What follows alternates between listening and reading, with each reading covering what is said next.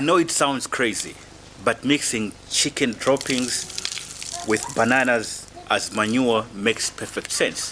After all, bananas are rich in potassium and phosphorus, and chicken droppings are rich in nitrogen, which completes the whole NPK spectrum. So in this video, I'm going to show you how I mix chicken droppings with bananas to make the perfect manure for my vegetables. Let's go. So this is the bed where I'm putting the chicken's droppings as well as the bananas, because as you can see, this bed is rocky and it has completely failed. I planted okra here, but nothing has grown. So I'll take out some of the soil from the corner, which is fertile and black, and I'll put it in this bed together with the chicken droppings and the bananas.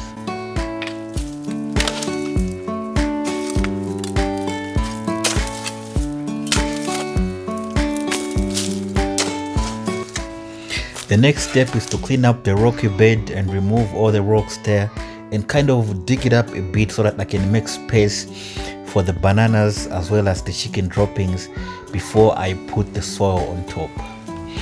And now it's time to lay down the bananas in the bed properly and space them nicely so that I can put the chicken droppings in between the bananas.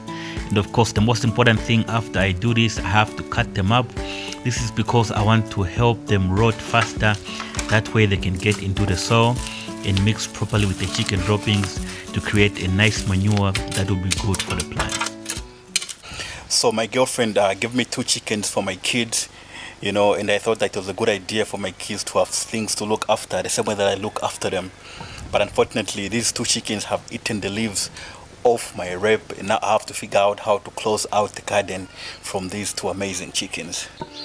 So now that the bed is covered up with the chicken manure as well as the bananas and also the topsoil, the most important thing is now to water lightly so that the soil can hold nicely together. And then maybe I can plant some watermelons, which require a lot of potassium, which is in the bananas.